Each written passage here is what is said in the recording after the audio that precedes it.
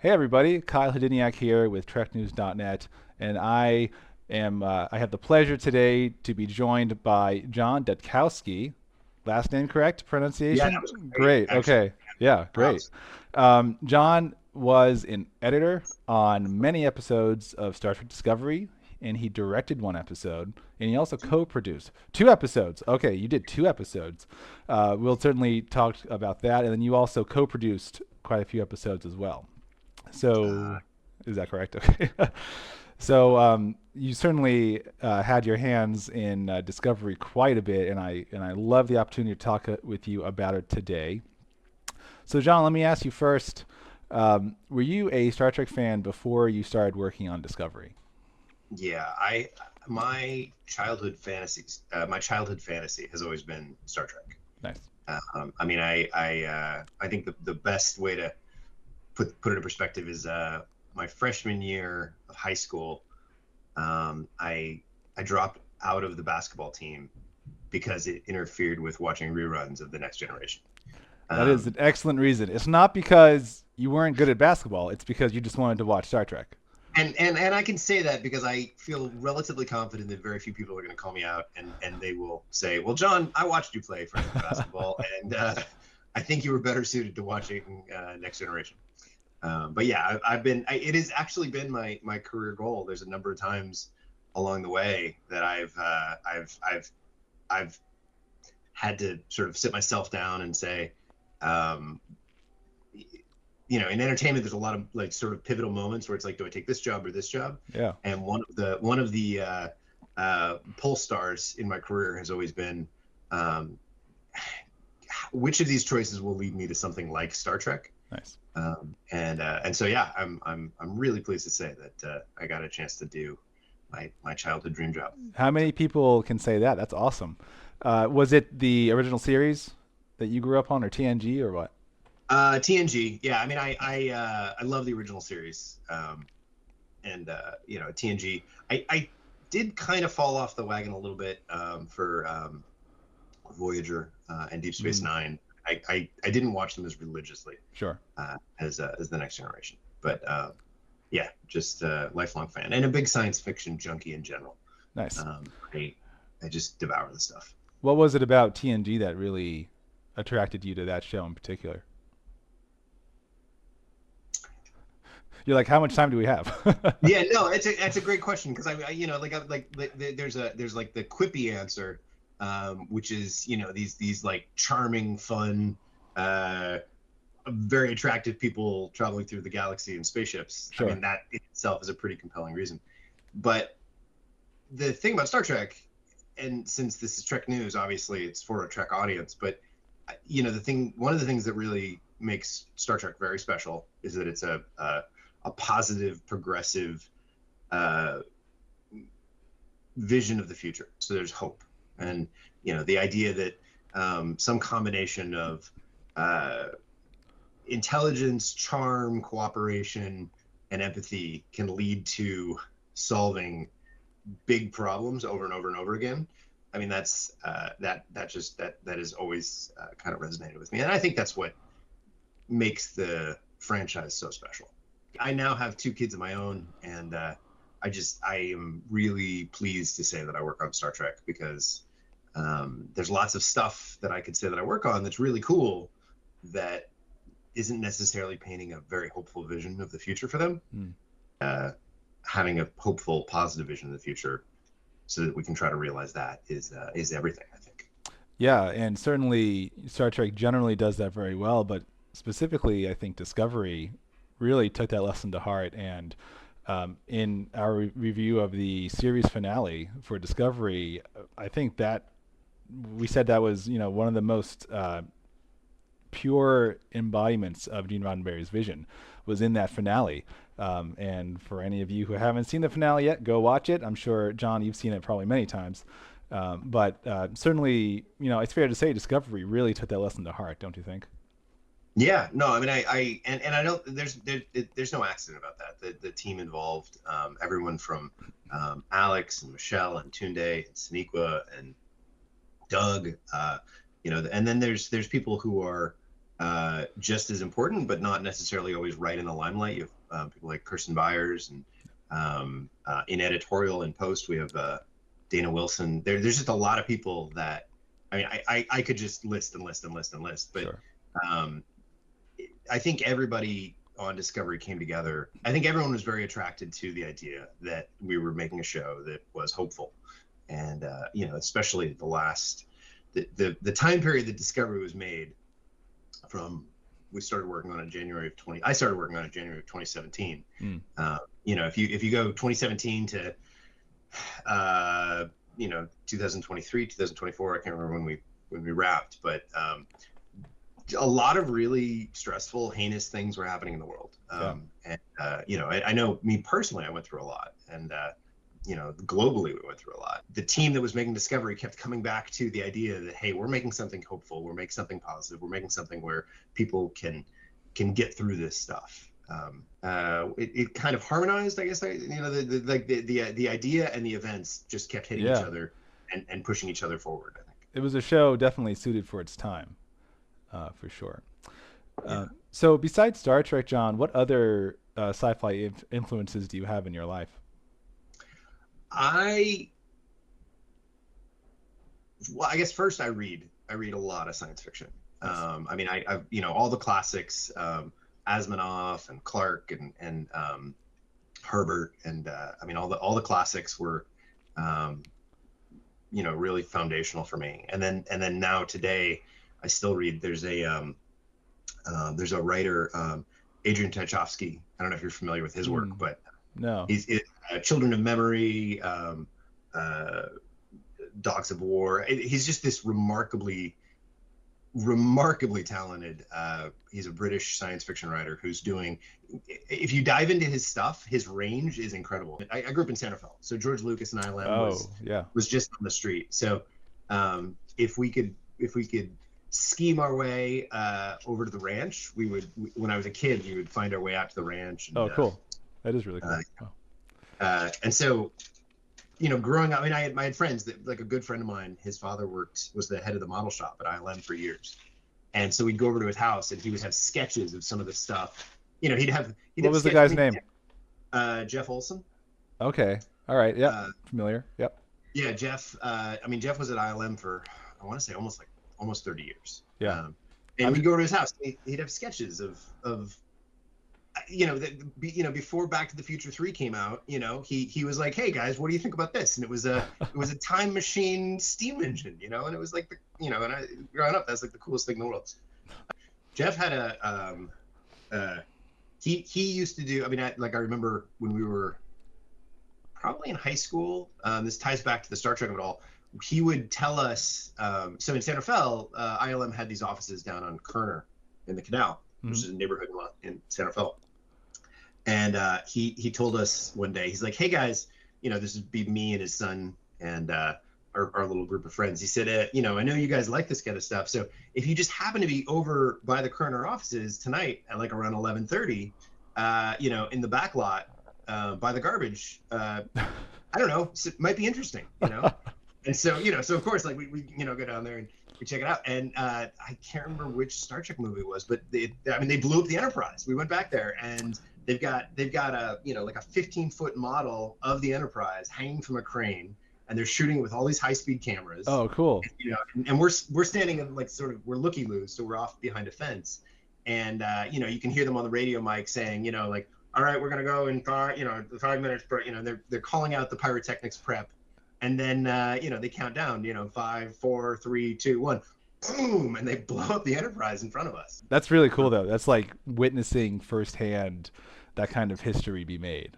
That's very cool. It was great. Another moment of history that I want to mention, one of my proudest Trek fan moments, sort of the moment that I was like, oh my God, I'm actually living the dream here, was when I started working on Discovery. The director of the pilot, this guy David Semmel, who I had worked with earlier before, and then he brought me on to help with the pilot. We had so many of these huge VFX sequences, and I've been lucky that my career has skewed towards really strong VFX centric material.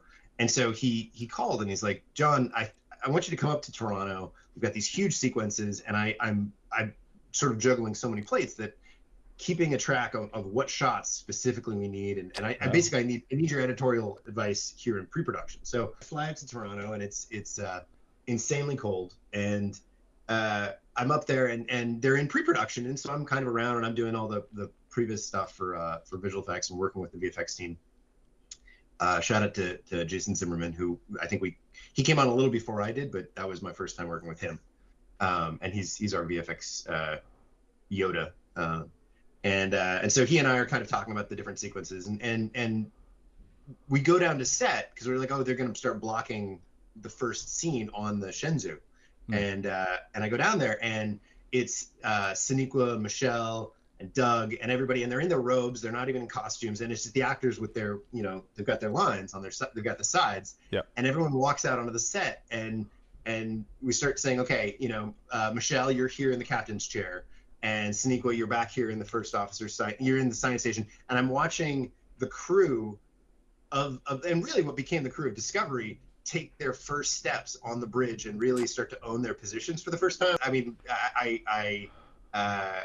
I'm getting goosebumps just thinking about it. There was just there was magic in that moment that I was so proud to be a part of. That must have been quite the moment to witness any kind of new cast, hop onto their new set and start to do their thing. But especially since it was the resurrection of Star Trek on TV. Yeah. It was a wild milestone. It was, remember it fondly for sure. And it sounds like you were there witnessing how it went down. That's really cool. That's really cool. It was, there was no Star Trek for a while, and a long while.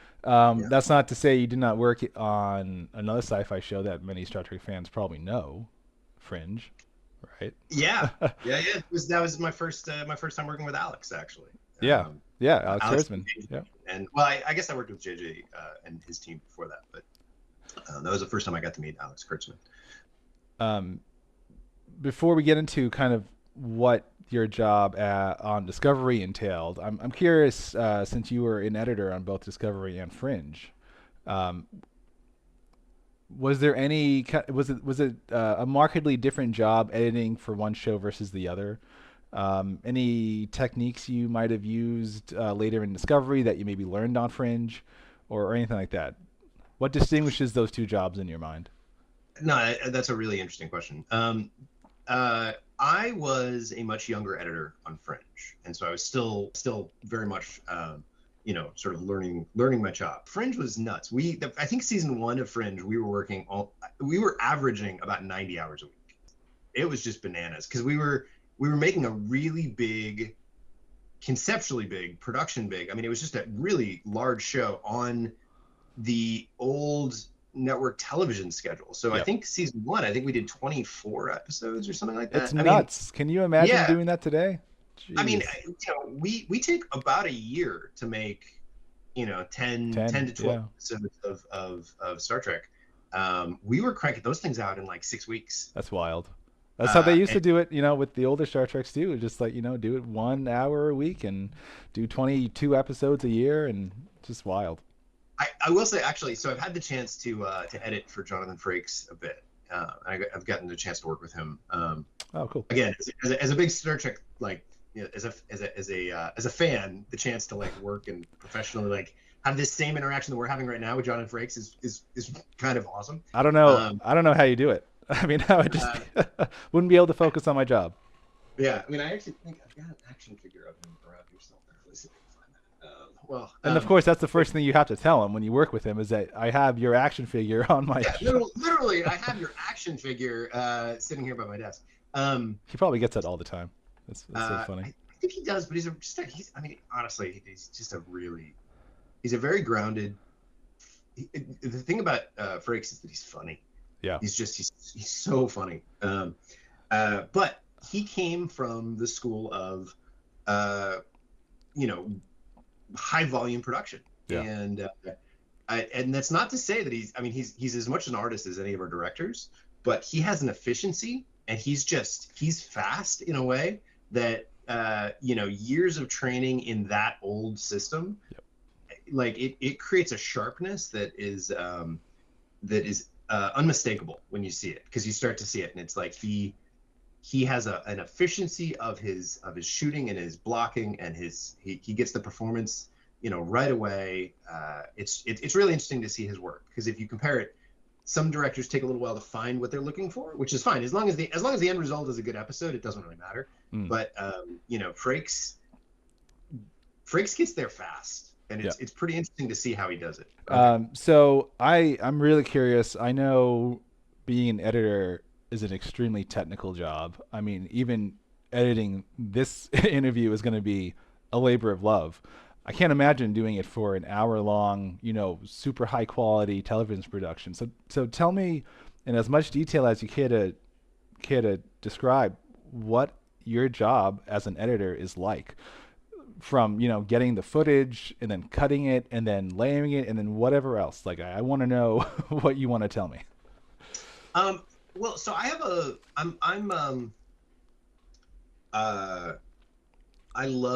I love the technology. Like, I like the combination of editing. One of the things I love about editing is it's a combination of really cutting edge technology and artistry. From LUTs and Daly's codecs to VFX pipeline to sound mixing, and then the other side is fundamentally, how is this experience going to affect an audience? And that really, that psychological and emotional side of it, is that all the technical stuff is just gobbledygook. It really comes down to what is the audience going to feel, and will those feelings be appropriate and tonally correct, or will it, so how can we sort of tune that experience so that the audience is on their own journey, but we're also kind of moving them to a place where we sort of are making the show we want to make. I guess my average day. So I guess there's two things. There's my normal day when I'm not working for somebody like Alex, which is to say that I get the dailies. This dailies are the things, the footage that was shot the day before. I watch it. I'll read the script, and I will I'll sort of start to get an image in my mind. I'll watch all the footage, and then I'll read the script, and then I'll usually read the script again, and then I'll go back and sort of go through my favorite moments from the dailies. And then I'll just kind of start spitballing. I start throwing stuff together in a timeline. And I it's kind of that writer's first draft where you're just throwing ideas out there. It's very unwatchable, but it's sort of, it's whatever I think my first instincts are. Because I'm a lot better at re-editing than I am at initially editing. Interesting. Okay. Rewriting, I guess I'm a better rewriter than an initial writer. And so as long as I get something down, something thrown together, then I can start going through it. And one of the things that I do that some editors do, I don't remember where I got the idea, but basically it had to do with, try to stay, it's basically flow state, right? You're just trying to get into flow state. And if you find yourself drifting out of flow state, one of the ways that I solve that is I pop back. So I'll do a first assembly, and a lot of times I'll put it aside, and then I'll come back to it. Who I got this idea from? There was an Imagineer named Scott Watson. Scott was a legitimate genius. He was the CTO of Imagineering. But I remember having a conversation with Scott over a glass of wine, and he came from video games, and he said, we were talking about sort of the artist's craft and stuff, and he talked about how the neural pathways need time to stitch themselves together. And so his example was, the first time you play a level in a video game, you're not very good at it, right? Because you're learning all the pieces and stuff. Sure. But even later, once you sort of understand the map of it all, you need to sleep. Like, you can't just learn the map and then kill it. You really do need like 24 hours, 48 hours a week of practice before your neurons start to stitch together in a way that you have an intuitive understanding of the video game level. And he's like, you gotta let the biology have its moment. And I approach editing with that same thought. So I'll sort of build the level, sort of get the shape of it, and then I'll come back to it later, and I'll put it down for a day, and I find that the next day I look at it, I can see it with whether it's fresh eyes or however you want to describe it. My brain has started stitching it together, and then I'll be like, oh well, this obviously goes here, and this obviously goes here, and this is obviously unnecessary, and a lot of times I feel like I'm more in that flow state. as opposed to grinding through that first cut and trying to get it perfect the first time. I think there's really a lot of value in sort of working on it until you just it's not exciting anymore, and then putting it aside, moving on to something new, and then coming back to it when you need to switch from whatever the next thing is, you know. Yeah. So it's and I do that, and so I'll do that through the whole process, and then we'll go over it with the director. What's interesting about this now is that I've done it from the editing side and from the directing side, and it's very different on the directing side. Well, much in the You know, same way, like an actor like Jonathan Frakes would be a good director because he's had that acting experience. I'm sure your directorship is all the better because you were an editor too. I hope so. You know, Yeah. I honestly think that it had to work out that way, because otherwise I would have fallen on my face. Mm. And I'm proud. I actually think my episodes, you know, I did 307 and I did 507. I mean, they were very challenging for me because I'd never directed anything anywhere nearly that big. Discovery's a huge show, huge casts and visual effects and special effects and makeup and all the things. And to keep it all cohesively in my head, if I didn't have an editorial idea of what it was going to look like in the end, I don't know that I could have come up with a game plan to try to get there. I had a magnificent support network of people like Tunde and Sonequa, and you know, I mean, like when you're working with like Tunde, especially on 307, because that was my first one. On 507, he kind of took a step back and he's like, all right, now the training wheels are off, kid. I think the first time he kind of was keeping an eye on me, and I think he was sort of nodding like, oh, you're pulling this off. And I think on 507, he was busy with he was busy prepping the finale. Yeah. And so I think it was a lot more like, all right, I just got to trust you can do this. And, you know, and I'm proud to say, I think it came out really nice. But then you have people like Sonequa. Sonequa was such a leader. She just consistently, she had integrity and she was kind. And if she didn't agree with the directing choice, you know, she'd come up and say, hey, what's going on here? Because this and this and this don't make a ton of sense to me, but I'll give you the chance to explain yourself, even though, you know, even though I'm the number one on the call sheet, and Yep. you know, I'm not going to flex my muscles unless I have to, but I'll give you the chance to explain yourself, you know, and then if you explain yourself in a way that she was okay with, you know, she and generally she was. I mean, she literally, like, you know, I don't think there's a malicious bone in that woman's body. No, and Which I'm not at all surprised to hear your description of her because everybody I've talked to, and thankfully I've been able to talk to quite a few people who worked on Discovery, they have said universally that Sonequa Martin-Green is just like the best person you could ever meet. I mean, yeah, and I mean, she is. She's a role model, both professionally and just spiritually. She's just I mean, you know, like if I can be just a fraction of the kind of person that Sonequa is, then I will consider myself to have been doing things right. So. And she and not to go off too much of a tangent about how great Sonequa Martin-Green is, but like she also was dealing with some stuff during the show that you know, any one of us would have maybe just, you know, packed it up and walked home, but no, she maintained her leadership and her professionalism even during some tough times during you know, shooting Discovery. So major props to her. I've heard nothing but good things about her, and I'm glad to hear from you too that she was an absolute leader, because it shows. You're absolutely right. It shows in the show, and Discovery would not be Discovery without Sonequa Martin-Green.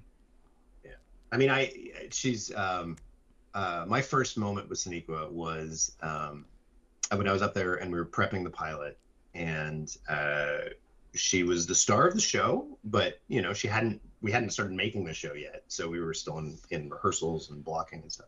And at one point I went to go get lunch in the production offices. I think they're still there. It's like a little cafe. And I went to the cafe to buy my lunch, and I'm standing in line, and I turn around behind me, and there's Sonequa, you know, waiting to buy her lunch. And I turn and I'm like, you know, Sonequa, like, no offense, I'm really happy to be in line here with you, but people will go get your lunch. And she looked at me, and there wasn't, I mean, like, you know, she kind of, you know, a little chuckle, but she's like, hey, everyone's got things to do. I don't need people to run around and cater to me. Yep. I got a minute, I'm going to get my lunch. And I mean, that interaction really, like, you know, it really cemented who this person was to me. She respected everybody on the crew. Everybody had a job to do, and she was there to do her part. And as a first, as a director who had never done anything anywhere near the size of Discovery, to be on set and to have somebody in the number one position who cultivates that kind of respect, because there's other sets. I mean, I've worked in television now for it'll be 30 years soon, and there's plenty of sets where people are some cast, some crew will take a new director and they will chew them up and spit them out because they can, and because it's a way of sort of positioning. It's kind of a posturing thing, asserting dominance. Yeah, exactly. I mean, it's literally just that simple. It's almost biological. But Sonequa, I was really fortunate that when I stepped on set and didn't know what I was doing, Sonequa is not the type of person who is going to chew me up and spit me out, but instead was going to help hold me up and help keep everything running until I could figure out what the heck I was doing. Yeah. And she's just that. Yeah, I could talk about what a great person Sonequa is for days. Any other fond memories with other cast members? I edited a scene. No, I directed a scene with Michelle that didn't actually get into my episode. It actually started the next episode. So I'm a little bit heartbroken because if you look at the directed by and actually Jonathan Frakes. Jonathan Frakes took my footage. He was just jealous of how good it was. That's all. It honestly was. I actually think it was one of the better pieces that I've done. It was a scene with Wilson Cruz and Michelle Yeoh in the med bay, and she's starting to like phase in and out. She's kind of falling out of sync with the timeline, and so she went to go see Colbert as the medical officer. I mean, this is Michelle Yeoh. I mean, this is me directing Michelle Yeoh. So I came in with my A game. I was like, I had blocking and I had images, like I had camera stuff that we were going to do and reflections and stuff. And, I imagine the audience watches and they're like, oh, that was a fun scene. That was nice, And it's like, for me, that was like, I mean, this was like, it was a little bit of an opus. It was like, she's going to go around the room and she's going to like play with the props and, we're going to get coverage on all the angles. It probably took like hours and hours to get that scene nailed down, but then it's only like a few minutes on screen. Yeah, I mean, it really was. It was half a day or, a third of a day probably to shoot the scene. And, it probably lasts for a minute and a half. And then the producers, they did like the scene. In fact, they liked it so much they made it the first scene. They coupled it with, so there was this scene and there was another scene in the next episode where she's still talking to Wilson, and they basically they took my scene, put it on the front of the episode, and then cut into the next scene.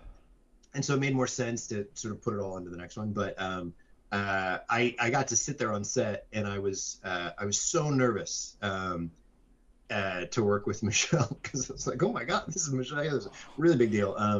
And even Wilson was like, I don't have very many scenes with Michelle Yeoh. I mean, like I was almost shaking. And then I got to work with Michelle Yeoh, and we got to go around and do this scene where she's kind of threatening and kind of chewing up the scenery. And then off camera, we would talk about, global politics and what she thought about the state of the film industry. I was teaching at USC season 1 and 2 of Trek, of Discovery, and I had made an agreement to direct an episode in season 3, so it's still a ways off. But I began the prep process for that personally, sort of as soon as that. I mean, I guess I had begun that prep process really from day one. But one of the things that I needed to do is I needed to work with Alex on episode 201, and I needed to edit it with him, but I also needed to shadow him on set. Yeah. And so at the time I was teaching, and I was giving a lecture about how they did Baby Driver, and how the editor was on set and they were syncing the music. Like if you remember the opening of Baby Driver, like he's listening to music and there's all these things happening.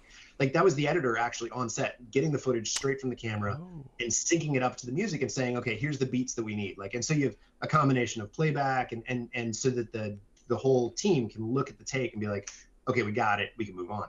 So I needed to work with Alex. I needed to edit his episode.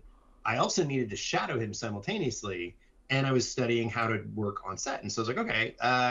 And I came from a family I mean, I've been in this business forever. My parents had a production company in the Bay Area, and so I mean, my mother and father literally were running around with like my idea of a family vacation when I was a little kid was get into the Suburban or the station wagon, drive to an interview, set up tripods, set up cameras, run cables, tape down cables, hold bounce cards, do the interview, and then as a family we'd go out to have a bite to eat, and then usually rinse and repeat. Like that was a family vacation. So I grew up in a very technical place, and I mean, so basically I was like, okay, I can do this. I can build an editing system.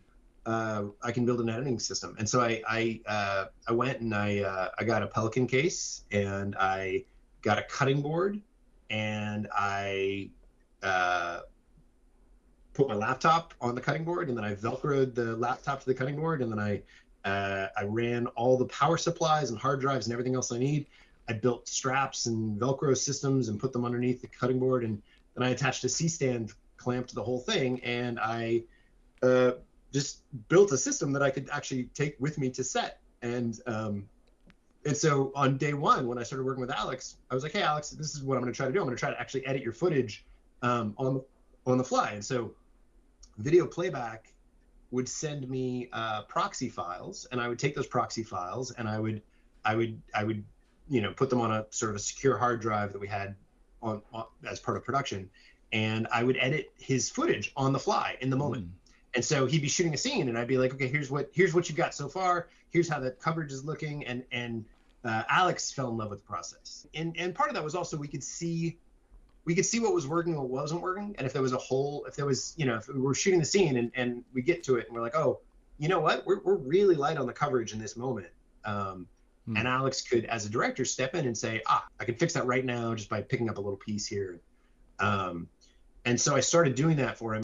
There's editors that do that in movies, and there's editors that do that on commercials. There's very few episodic television editors that I know of that will edit in person on set, because it's very labor intensive, and you gotta be a little bit crazy, honestly, to be able to want to try it. I mean, it's already a hectic environment for sure. I mean, you're adding another kind of like real-time element to it. So yeah, but it sounds like it could be extremely useful, almost as useful as as you were describing that. It reminded me of when filmmaking switched from film to digital. How you were then able to get immediately you were able to see what you shot instead of having to like, develop it, right? So that's interesting. No, I mean, and that's exactly. I mean, it wouldn't work if it was film, but because I'm able to pull from playback, and then so Alex and I actually we did that for The Man Who Fell to Earth as well. We did we did 4 episodes of The Man Who Fell to Earth that way, and then we've done the first block of Starfleet Academy the same way,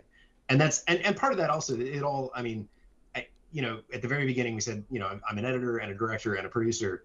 Doing on-set editing and directing are spiritually somewhat similar, because you're looking at the footage and you're figuring out how is the scene evolving in the moment, and you're actually you're able to I mean, obviously I'm not giving any direction, but if something comes up and I'll be like, hey Alex, let me show you something, here's an idea you might want to consider, or or I'll come over and be like, John, I really need to know how this is working, because I feel like I want to go in a different direction, but I need to know that we're covered.